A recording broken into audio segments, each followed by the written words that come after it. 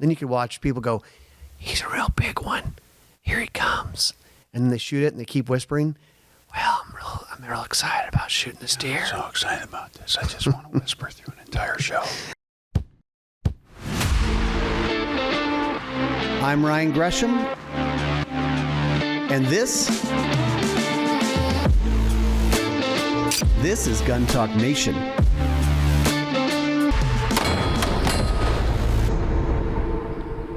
Hey, welcome into Gun Talk Nation. I know people are going to go, didn't you just have that guy on? Chris Cerino, he's back. Well, you know, I'm right down the hall. It's really easy. But we actually have stuff to talk about today because I've been a traveler. You've been a traveler. We have. And we've been places. We've done things. So we thought we'd talk about it. And I am right down the hall. And it's not like we didn't have anything to talk about last time. Yeah. So let's just, first off, I didn't know that you were going to be wearing Vortex gear today. You got the memo. I'm wearing the one Vortex thing I have because it's cold. I'll tell you what, this new hoodie is the bomb. So we'll get that out of the way right now. That Vortex also has apparel. So, but that has nothing to do with this. This Gun Talk Nation is brought to you by EOTech, Range Ready, Smith & Wesson, Ballistic Advantage, and BuildBox. It's still on the air. It's so funny. People don't realize we filmed this stuff. We filmed BuildBox in the summer, in like August. We did. And then people are watching it on the Outdoor Channel right now. And it feels like, wait, what did we do on that show? It was so long ago. I wish I had the Outdoor Channel because honestly, I would like to watch one of our shows like once, just on TV. I mean, it's probably like $5 a month if you wanted to add that to your plan. Yeah. Then you could watch people go, he's a real big one. Here he comes. And then they shoot it and they keep whispering, well, I'm real excited about shooting this deer. I'm so excited about this. I just want to whisper through an entire show. I remember we were filming a hog hunt one time, night hog hunt. And we are whispering because we're hunting and we shoot the hogs and we go up there and the hog is dead. And I'm whispering to the camera. I'm like, yeah, the hog came in and it was really, why am I still whispering? The hog is so dead right now. It doesn't matter. I can yell. Let's be excited and talk in a normal tone. So we can't talk about everything we saw. And I'm saying that only so you and I don't screw this up. Right. Good reminder. Okay. But because I went out to the new Smith & Wesson headquarters out in Tennessee, Maryville, Tennessee, right outside of Knoxville. Saw some new stuff, tried out some recently new stuff that is introduced. You went up to Wisconsin to see Vortex. I did. It was my first trip to Wisconsin for Vortex, and I have a lot to say. Well, let's do it, man. In general impressions, because I went last year. What were your general impressions of Vortex Optics as a company? All right. So I get to Vortex. We fly into Madison, stayed somewhere in Madison, but it was a ways from the airport. And then Vortex is about 25 minutes from there. And it's a short drive into no man's land of Wisconsin. Just gorgeous. Yeah. Offices are located in a beautiful place. I think it's called Barnerville. Yeah. Small. Barneville? 20, 30 minutes from Madison, something like that. It's like 25 minutes, nice, easy drive straight out. It's a campus location. Everything's like they have their own little driveways. They have their own addresses. They have all these beautiful buildings. The buildings are all built on a hill that have spectacular views of the plains of Wisconsin. So, I mean, the whole place is right off the bat. I mean, it's just top notch. It's amazing they can sell anything affordably. Well, that was kind of what struck me when I went out there last year is, I mean, certainly we're all familiar with Vortex Optics, but if you tell me to name optics companies, they'll be in there. But I think of, I guess some of the more like older legacy optics companies, Leupold, Trijicon,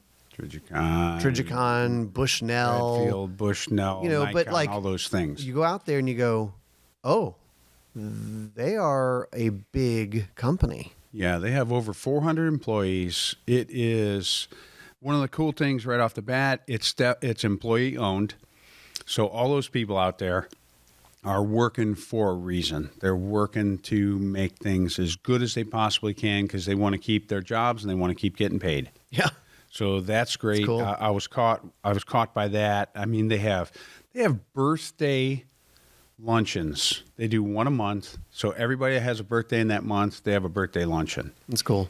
Beautiful, cafeteria areas where you can eat. And of course, the windows are all over, all the silos and barns of Wisconsin. Did you go down into their little club room supper thing? club? Supper club thing? We had dinner in there. Okay. So this is a funny thing. Like, they explained this to me, and anybody who's from up there is going to go, yeah, obviously. But apparently, Wisconsin, as a state, is known for these supper clubs. Were you familiar with this before? It's kind of like a restaurant speakeasy, right? I mean, Yeah. That's the idea I got. I wasn't familiar with it. I've heard the words before, but it didn't make sense to me. But it was, again, it's down in the bottom of the warehouse. It's where they store everything, and the warehouse is so big. I don't know how they get stuff off the top shelves. I mean, we're talking stories, three Yeah, or it's four crazy. stories high. Amazing. And what I told the folks at Vortex, and I don't know if people listening or watching understand this, but Vortex is, when I think of Vortex, I think of the company that has something for everyone. I can walk into the sporting goods store and I can buy an optic from $150 to $4,000. Yeah, that is kind of unique because typically brands kind of try to play in their little world of, as far as when you think about price point on things. Right. But yeah, they do have the very, very budget stuff that's under $200. Right, even. because everybody needs something, and not everybody wants to spend an arm and a leg. I mean, when you think about their what's that line I'm thinking of? The Crossfire or Strike Eagle. Eagle line of optics. I mean, that stuff is fantastic for the price. I mean, you're talking about, $450 minimum price. So you're gonna, somewhere between $450 and $500 for a really good optic that I can take out on a 308 or a 6.5 and shoot 1,000 yards. We were talking about this morning, and I feel like you can't just use price as a gauge of value and quality necessarily. But in general, if you're talking about reputable optics companies, Vortex, Loophole, some of the, I'm probably forgetting some, but I know you are. there's 15 other optics companies right now that are like, dude, name us. I don't know. I can't remember everybody, but Right.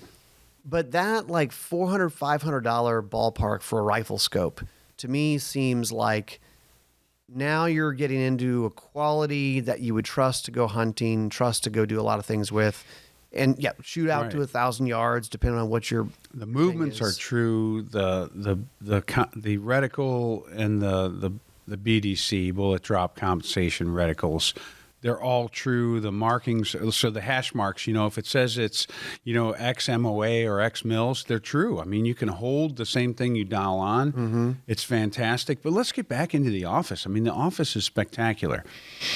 They've got a showroom there where you can actually go and buy things. You can buy things and try them out. We should talk about that because, people listening go, well, I can't go to this place, but you can actually you can. You can. It's open to the public, and they have all of their optics there, all their gear, and it's kind of neat.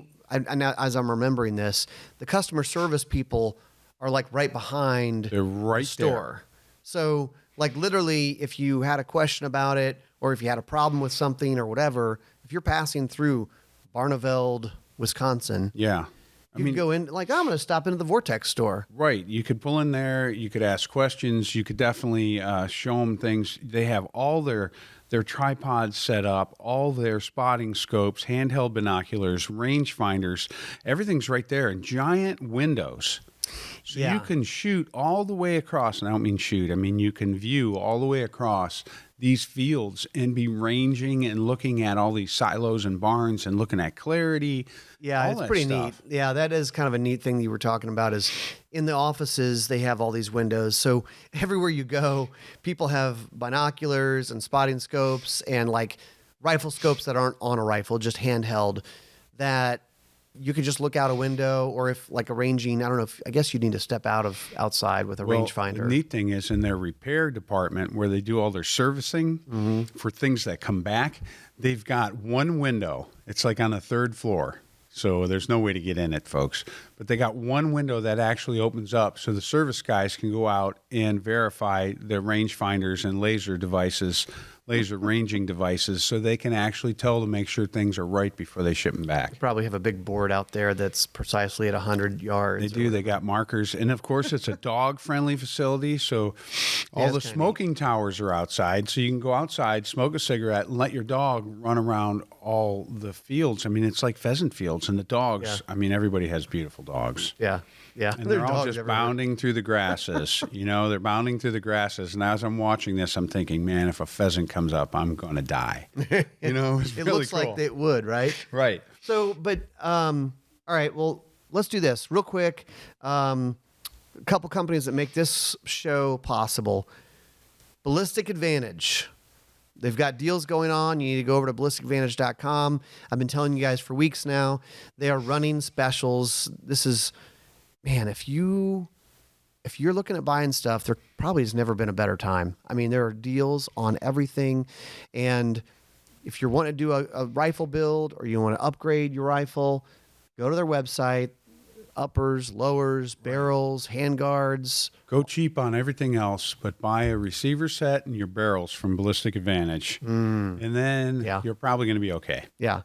And then Build Box. We were talking about Build Box briefly, but yep, it's still on the air. We still want to push you guys to go watch it, help us out. So whether that's on Outdoor Channel, but Chris, did you know that you don't have to have Outdoor Channel to watch Build Box? That's what I should have said earlier. Right. You can watch it on your phone, but I'd have to know how to link my phone to my TV. Maybe I can get my girlfriend or somebody to hook it up. Watch it on YouTube. You can watch it on guntalktv.com, all the places online. Just look up Stream Build it Box, to my TV. I mean, gun hey, building. honey, make this happen. You know YouTube's not going to let anybody see it, though.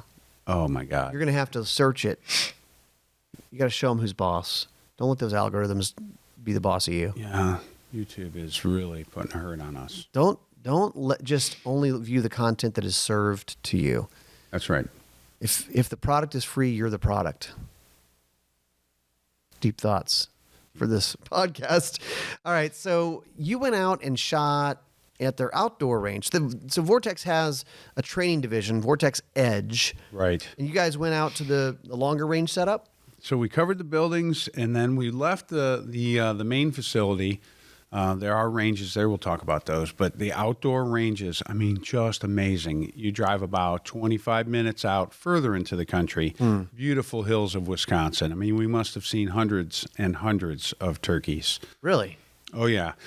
Turkeys everywhere. You pull into the facility. It's a gated entrance. Big, beautiful barn dominium right there. But it's not open to the public, right? No, it's their private stuff. I mean, hey, we're not open to the public. Yeah. You have to keep some things nice. Yeah. But you can go out there and you can train. And they've got targets from 100 yards out to about 1,100 yards. And there's all different sizes, all different things. They can work you through the paces, fundamentals, and get some really cool hits. There's all kinds of wind coming through there because there's so many hills. So the wind is coming from your right at this distance, it's coming from the left out at that distance, but then it's coming back from the right, and you got to decide and make some calls. Their instructors were super helpful.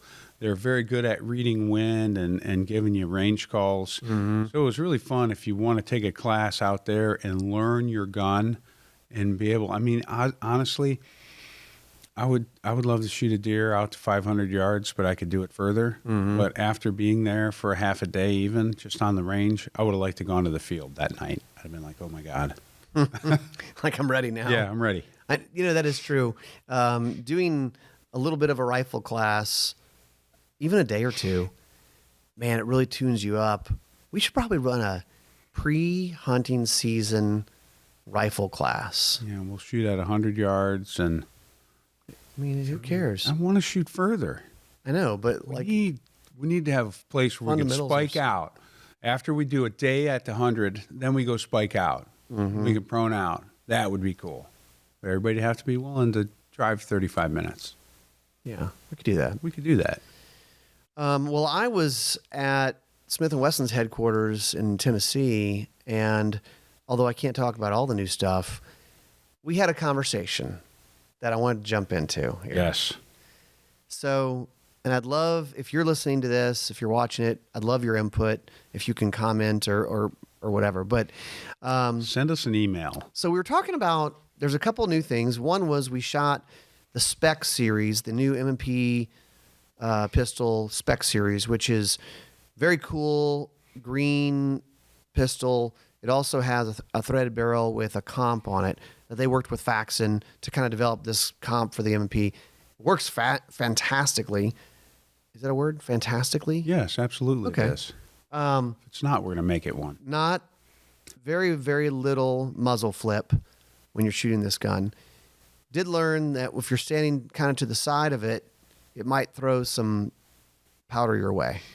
Oh, yeah. Well, compensators are like that. I mean, when we were shooting the SIG match last week, I mean, you could not stand on the side of that, the PCC, the pistol caliber carbine. I mean, it was just blasting you. You had to move back. Yeah.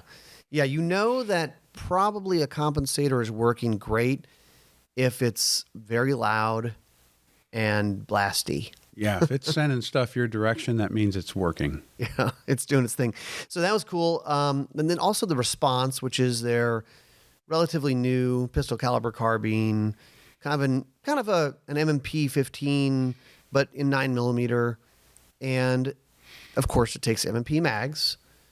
You can also swap out a little module and it'll take Glock mags. But why would you want to use Glock mags with a Smith & Wesson gun? That's my question. Here's the thing, right? So there's two reasons. Because you just own a bunch of Glock mags, but probably the bigger reason is... Well, I mean, who else makes a 33-round stick for a pistol? Right.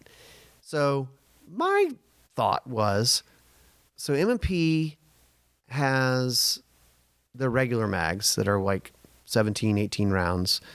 They have 23-round mags that come with that spec gun, which are cool, extendos. Yeah, that's fine. But why wouldn't Smith & Wesson make a 30 or 35? You know, if you're going to one-up anybody, make it 35. Make it 35, make it 38. Do something. Everybody makes extensions for mags. Why not just make the magazine? Yeah, make a long one. I mean, I don't even own a Glock pistol, and I have a dozen 33-round mags. Because if I get a carbine, I want it to take Glock mags because I want it to have the capacity a carbine should have. Right. So why? Okay, so we engineer the Glock mag adapter for the Smith & Wesson gun. Why not just engineer the mag? Make a bigger mag. Be like, hey, this is something we're going to do. It's going to be new. It's going to be exciting, and we're going to have our own. Because after all, if you buy a Ruger carbine, you can get it to take Ruger mags, Smith mags, or Glock mags. Mm-hmm. So sell more mags. Ooh, let's do this. If you're listening to this, don't email me and tell me your comment. Email Smith & Wesson or comment on their Facebook page, or probably Facebook. That's probably where they ought to go. And say, I heard on Gun Talk Nation, they were debating about that you guys should make bigger, higher capacity M&P mags. We weren't debating it. We were demanding it because nobody else is making it. So tell them I am in favor of this. Yes, I'm in favor. Make it so. Yes. I mean, why not do it? And then the Smith guys are going to be like, Ryan, why are you and Chris talking about this? Yeah, why would you uncork this can of worms? Well, because somebody else has to do it. Yeah. Is it, I mean, because we started talking about, I guess, CZ Scorpion, you know, that's a 9mm. Yeah, but they're thicker mags. I mean, I don't think the frame would take that, right? I mean, you could put an MPX mag in it, but that's a big, thick mag. Colt stick mags. Okay, so those are hard to get. Hard to get. They don't work great. Are they expensive? Yeah, they don't work great. They're expensive. Mm-hmm. That's you know. I think there's an opportunity there. I think people would like that. They trust M&P mags. M&P mags are good. Well, the M&P pistol's fantastic. All you have to do is just make it longer. Yeah, I know. If they can do it for STI guns and make all these giant magazines for STIs, why can't someone just roll stamp one out? Say, hey, we're going to do this. Is anybody, maybe someone's listening going, you idiots, somebody's already doing this. Is anyone making a high cap M&P mag that's like really high cap? Well, if they are, we should absolutely know about it. Maybe we don't know about it. And if they are and we don't know about it, then we are wrong. All right. Well, speaking of Smith & Wesson, they are a sponsor of things to do with gun talk, and so we appreciate it. They have the new Response pistol caliber carbine. I'm kind of on a kick right now because my wife was shooting the MPX when SIG was doing their thing here. And I think a 9mm pistol caliber carbine is awesome for an everyone can shoot at home defense gun setup for your wife, for your maybe more like teenager / more adult kids with a red dot on it. I love that. What do you think? So the Response, I know you go ahead and cough it out. Oh my God. Yeah. But the Response is nice. We've been shooting it. It's just very low recoil. And it's pretty lightweight. I think there's a lot of polymer in that. They're able to kind of make it a little bit lighter. But smith-wesson.com, check out the new spec series. We were shooting the heck out of that thing. It ran like a top. We were doing all kinds of really dumb, stupid shooting with it, which when you get buddies together, after you do a lot of serious shooting and you go through 10 or 20 mags, then you start just being silly. Oh, yeah. Well, that's how you get good with a gun. You screw around with it. You have fun. You try to shoot things that normally you can't hit. Yeah. So what we started doing was we had a plate rack out there, I don't know, 10, 12 yards. And each person got one shot.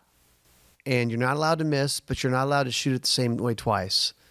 So you kept going. So it'd be one-handed strong hand, one-handed weak hand, upside down, sideways. I mean, nothing that was unsafe. Right. You was shoot without fear. But it was like, let's try this. Because after you have two hands on the gun and you're shooting and you're doing well, then you start getting a little like, well, what else could we do? Right. Exactly. So that, and then Range Ready, we've got some classes on the schedule. Yeah, and we're talking about carbines and stuff. So we're going to do something to modify our carbine course descriptions because I would like to allow 22, if they work, 22 caliber ARs platforms. I would also like to allow pistol caliber carbine AR platforms because you know what? That's how I got my ex-wife shooting carbine. She went to her first carbine class with a 22. She learned how to run the gun, how to shoot it. Now, granted, you're not getting all the recoil. You're not getting a lot of the same effects, but you're still on the line with all these big boomers. So you are getting desensitized to some degree. You're dealing with the hot brass from other people. You're dealing with those explosions. So, yes, we got classes coming up, and let me modify that course description so some of you guys can bring out your wife and have them shoot a 22. Or hell, if you bought a pistol caliber carbine and you want to bring it to a class, you can do that. Yeah, heck, why wouldn't you? That's called less recoil. It's cheaper. It's funner. Yeah. Is that a word? That's a new word now. I think we're up to like 3. There's another one I said It's earlier. cheaper. It's funner. It's easier to shoot. Why wouldn't you? I mean, we're only going to go out to 100 yards max on carbine 2, and you could do it. Yeah. So this just in. Range Ready carbine classes, you can run a 22 AR or a 9mm AR. Right. And if you're feeling spendy, I guess you could run like a 10mm AR. Or a 40, yeah. Yeah. That's what you do with all that 40 ammo you have laying around. Oh my gosh, yes, take a class. I've got like 7 minutes till I have to meet with Silencer Central. Yeah, if you're watching this and you saw Chris look at his watch, I knew why you were looking at your watch. I'm not offended. He's got an appointment. Yeah, I bought 3 new suppressors. Did you buy 3? Yeah, I got 3. I mean, if you're going to be there and you're going to fill out the paperwork and you're going to wait forever, I was buying a 30 cal can, the Banish backcountry, and the 22 backcountry or the 22 Banish. And I was like, oh, screw it. Just give me another backcountry. So I got another 30 cal. So why not? I'm kind of to the point now where I'm going to say it. You guys can slap me. I probably don't really need more guns. I mean, I'm going to get more, but I don't need more. But I do want to get a silencer for basically every gun that I can put a silencer on. If they were available over the counter, I would be broke. Yeah. Like every gun.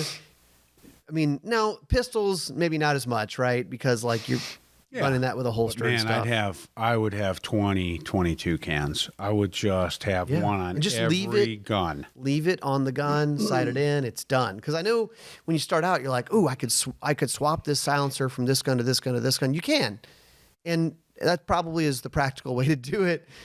But once you start buying another one and another one, you're like, I just want to have my gun set up and have it ready. Right. I want it to be zeroed. I don't want to mess with it. Yeah. It works. Why mess with it? Yeah. Right. So that's me. Man. Yeah. So what else happened up there at Vortex? You did some classes indoors too, huh? Yeah, we worked with some red dot pistols and did some training. The indoor ranges are absolutely beautiful.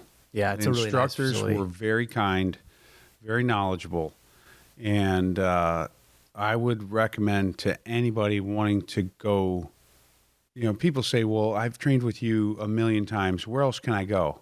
That would be one of the ones I'd recommend. That'd be a good place to go. Yeah, you go to Vortex. Yeah. Go see Wisconsin, take a class, and make a vacation. And if you're up there in the upper Midwest, the reality is we'd love for you to come down here, but I understand not everybody's going to travel that far. If you live in Wisconsin or Minnesota or something, maybe it's a little tougher to get down here.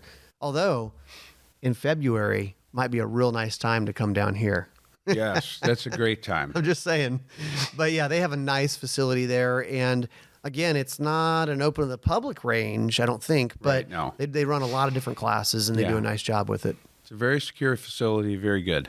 Yeah. So, there's not much else I can tell you about what I shot at Smith & Wesson, but I can tell you there's new things coming and they're going to be cool, like around SHOT Show time. Yeah, we'll talk about them. Yeah. And new stuff from Vortex. Yes. That we also can't talk about. Thanks, Ryan and Chris. Thanks for telling me there's stuff that's neat that he can't talk about. Just keep watching and Stay know tuned. that anybody can afford it. Yeah. Yeah, absolutely. And that's the important thing.